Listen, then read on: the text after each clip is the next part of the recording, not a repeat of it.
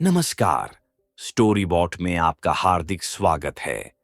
आज हम आपके लिए लेकर आए हैं मुंशी प्रेमचंद की लिखी कहानी मनोवृत्ति। युवती प्रातःकाल गांधी पार्क में बिल्लौर के बेंच पर गहरी नींद में सोई पाई जाए, यह चौंका देने वाली बात है। सुंदरियाओं पार्कों में हवा खाने आती हैं, हंसती हैं, दौड़ती हैं, फूल पौधों से खेलती हैं, किसी का इधर ध्यान नहीं जाता। लेकिन कोई युवती रविश के किनारे वाले बेंच पर बेखबर सोए, वह बिल्कुल गैर मामूली बात है, अपनी ओर बलपूर्वक आकर्षित करने वाली। रविश पर कितने आदमी चहलकदमी कर रहे हैं, बूढ़े भी, जवान भी, सभी एक क्षण के लिए वहीं ठिठक जाते हैं। एक नजर वह दृश्य देखते हैं और तब चले जाते हैं। युवक वृंद रहस्य भाव से मुस्काते हुए, वृद्धजन चिंता भाव से सिर हिलाते हुए और युवतियां लज्जा में आंखें नीची किए हुए। बसंत और हाशिम निकर और बनियान पहने नंगे पांव दौड़ कर रहे हैं। बड़े दिन की छुट्टियों में ओलंपियन रेस होने वाले हैं, दोनों उसी की तैयारी कर रहे हैं। दोनों इस स्थल पर पहुंचकर रुक जाते हैं और दबी आंखों से युवती को देखकर आपस में ख्याल दौड़ाने लगते हैं। बसंत ने कहा, इसे और कहीं सोने की जगह न मिली। हाशिम ने जवाब दिया, कोई वेश्या है, लेकिन वेश्याएं भी तो इस तरह बेशर्मी नहीं कहती। वेश्या अगर बेशर्म न हो तो वह वेश्या नहीं। बहुत सी ऐसी बातें हैं जिनमें कुल वधू और वेश्या दोनों एक व्यवहार करती हैं। कोई वेश्या मामूली तौर पर सड़क पर सोना नहीं चाहती। रूप छवि दिखाने का नया आर्ट है। आर्ट का सबसे सुंदर रूप छिपाव है, दिखाव नहीं। वेश्या इस रहस्य को खूब समझती है। उसका छिपाव केवल आकर्षण बढ़ाने के लिए है। हो सकता है, मगर केवल यहां सो जाना यह प्रमाणित नहीं करता कि यह वेश्या है। इसकी मांग में सिंदूर है। वेश्याएं अवसर पड़ने पर सौभाग्यवती बन जाती है। रात भर प्याले के दौर चले होंगे, काम क्रीड़ाएं हुई होंगी, अवसाद के कारण ठंडक पाकर सो गई होगी। मुझे तो कुलवधू सी लगती है। कुलवधू पार्क में सोने आएगी? हो सकता है घर से रूठ कर आई हो। चलकर पूछ ही क्यों न लें। निरे अहमक हो, बगैर परिचय के आप किसी को जगा कैसे सकते हैं? अजी, चलकर परिचय कर लेंगे, उलटे और एहसास जताएंगे।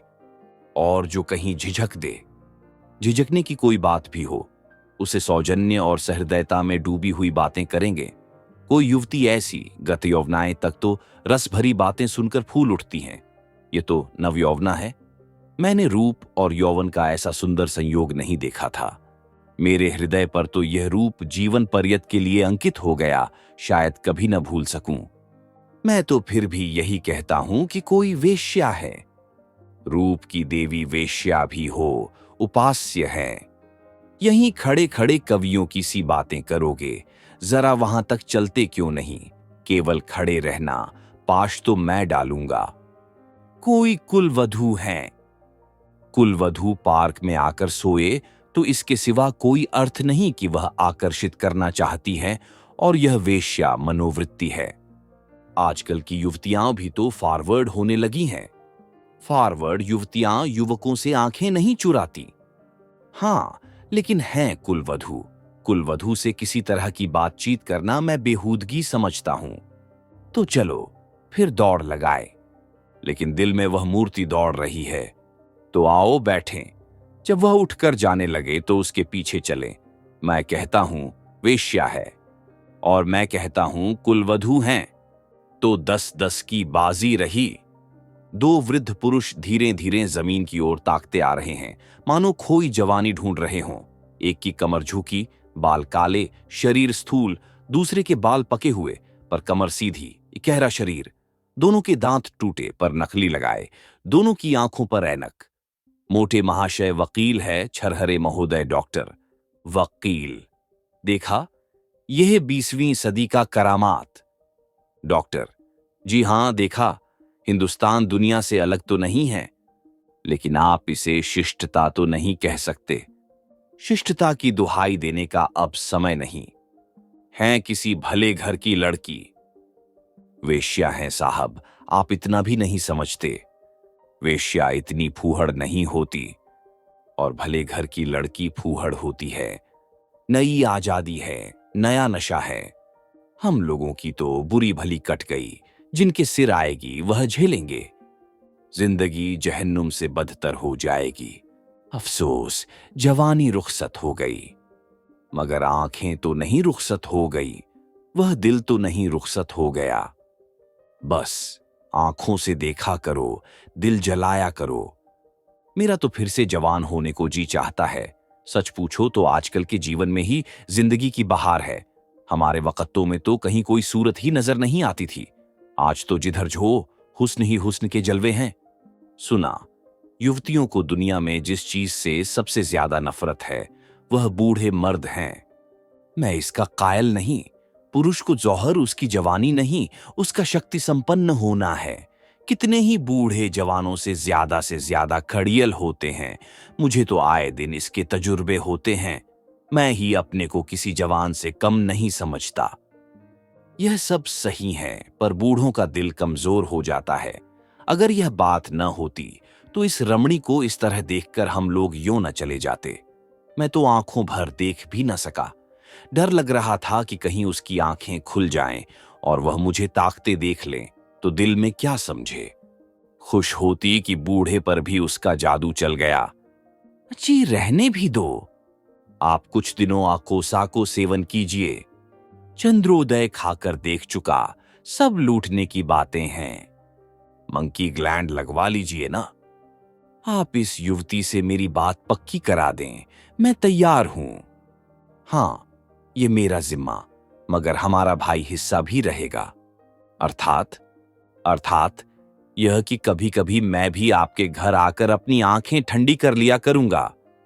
अगर आप इस इरादे से आए तो मैं आपका दुश्मन हो जाऊंगा। ओहो, आप तो मंकी ग्लैंड का नाम सुनते ही जवान हो गए। मैं तो समझता हूं यह भी डॉक्टरों ने लूटने का एक लटका निकाला है। सच। अरे साहब, इस रमणी के स्पर्श में जवानी है। आप हैं किस फेर में। उसके एक एक अंग में, एक एक मुस्कान में, एक एक विलास में जवानी भरी हुई। न 100 मंकी ग्लैंड, न एक रमणी का बाहुपाश। अच्छा, कदम बढ़ाइए, मुवक्किल आकर बैठे होगे। यह सूरत याद रहेगी। फिर आपने याद दिला दी।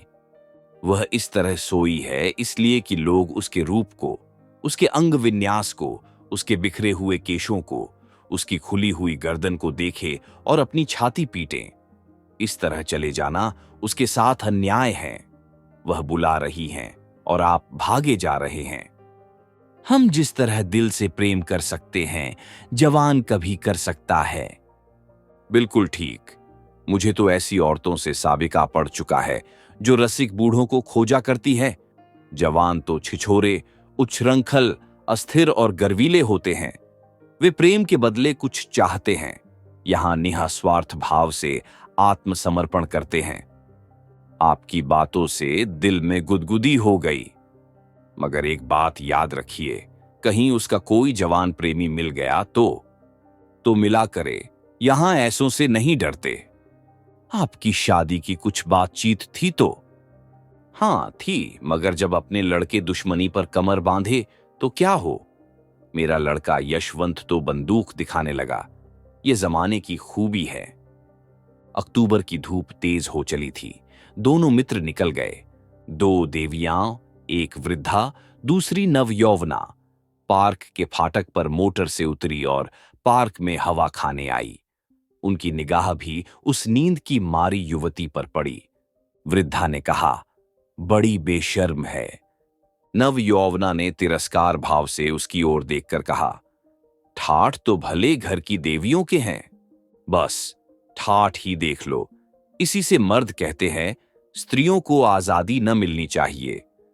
मुझे तो वेश्या मालूम होती हैं। वेश्या ही सही, पर उसे इतनी बेशर्मी करके स्त्री समाज को लज्जित करने का क्या अधिकार है। कैसे मजे से सो रही हैं, मानो अपने घर में हैं। बेहयाई है। मैं पर्दा नहीं चाहती, पुरुषों की गुलामी नहीं चाहती, लेकिन औरतों में जो गौरवशीलता और सलज्जता है उसे नहीं छोड़ती। मैं किसी युवती को सड़क पर सिगरेट पीते देखती हूं तो मेरे बदन में आग लग जाती है। उसी तरह आधी का जम्फर भी मुझे नहीं सोहाता। क्या अपने धर्म की लाज छोड़ देने ही से साबित होगा कि हम बहुत फॉरवर्ड हैं? पुरुष अपनी छाती या पीठ खोले तो नहीं घूमते। इसी बात पर बाई जी, जब मैं आपको आड़े हाथों लेती हूं तो आप बिगड़ने लगती हैं। पुरुष स्वाधीन है, वह दिल में समझता है कि मैं स्वाधीन हूं। वह स्वाधीनता का स्वाक नहीं भरता। स्त्री अपने दिल में समझती रहती है कि वह स्वाधीन नहीं है, इसलिए वह अपनी स्वाधीनता को ढोंग करती है। जो बलवान हैं वे अकड़ते नहीं, जो दुर्बल हैं वही अकड़ करती हैं। क्या आप उन्हें अपने आंसू पोंछने के लिए इतना अधिकार भी नहीं देना चाहती? मैं तो कहती हूं, स्त्री अपने को छिपाकर पुरुष को जितना नचा सकती है, अपने को खोलकर नहीं नचा सकती। स्त्री ही पुरुष के आकर्षण की फ्रिक क्यों करे? पुरुष क्यों स्त्री से पर्दा नहीं करता? अब मुंह न खुलवाओ मीनू, इस छोकरी को जगाकर कह दो जाकर घर में सोए। इतने आदमी आ जा रहे हैं और यह निर्लज्जा टांग फैलाए पड़ी है। यह यहां नींद कैसे आ गई? रात कितनी गर्मी थी बाई जी, ठंडक पाकर बेचारी की आंखें लग गई हैं। रात भर यहीं रही हैं, कुछ कुछ बदती हैं। मीनू युवती के पास जाकर उसका हाथ पकड़कर हिलाती है। यहां क्यों सो रही हो देवी जी? इतना दिन चढ़ आया, उठकर घर जाओ। युवती आंखें खोल देती हैं। ओहो, इतना दिन चढ़ आया, क्या मैं सो गई थी? मेरे सिर में चक्कर आ जाया करता है। मैंने समझा शायद हवा से कुछ लाभ हो, यहां आई, पर ऐसा चक्कर आया कि मैं इस बेंच पर बैठ गई, फिर मुझे होश न रहा। अब भी मैं खड़ी नहीं हो सकती, मालूम होता है मैं गिर पड़ूंगी। बहुत दवा की, पर कोई फायदा नहीं होता। आप डॉक्टर श्यामनाथ को आप जानती होगी, वह मेरे सुसर हैं। युवती ने आश्चर्य से कहा, अच्छा, ये तो अभी इधर ही से गए हैं। सच? लेकिन मुझे पहचान कैसे सकते हैं? अभी मेरा गौना नहीं हुआ है। तो क्या आप उसके लड़के बसंतलाल की धर्मपत्नी हैं? युवती ने शर्म से सिर झुकाकर स्वीकार किया। मीनू ने हंसकर कहा, बसंतलाल तो अभी इधर से गए हैं, मेरा उनसे यूनिवर्सिटी का परिचय है। अच्छा, लेकिन मुझे उन्होंने देखा कहां है? तो मैं दौड़कर डॉक्टर को खबर दे दूं? जी नहीं, किसी को न बुलाइए। बसंतलाल भी वहीं खड़ा है, उसे बुला दूं? तो चलो, अपने मोटर पर तुम्हें तुम्हारे घर पहुंचा दूं। आपकी बड़ी कृपा होगी। किस मोहल्ले में? बेगमगंज, मी जयराम के घर। मैं आज ही मी बसंतलाल से कहूंगी। मैं क्या जानती थी कि वह इस पार्क में आते हैं, मगर कोई आदमी साथ ले लिया होता। किस लिए? कोई जरूरत न थी। अगर आपको यह कहानी पसंद आई हो तो लाइक करें, कमेंट करें और स्टोरी बॉट चैनल को सब्सक्राइब करना न भूलें।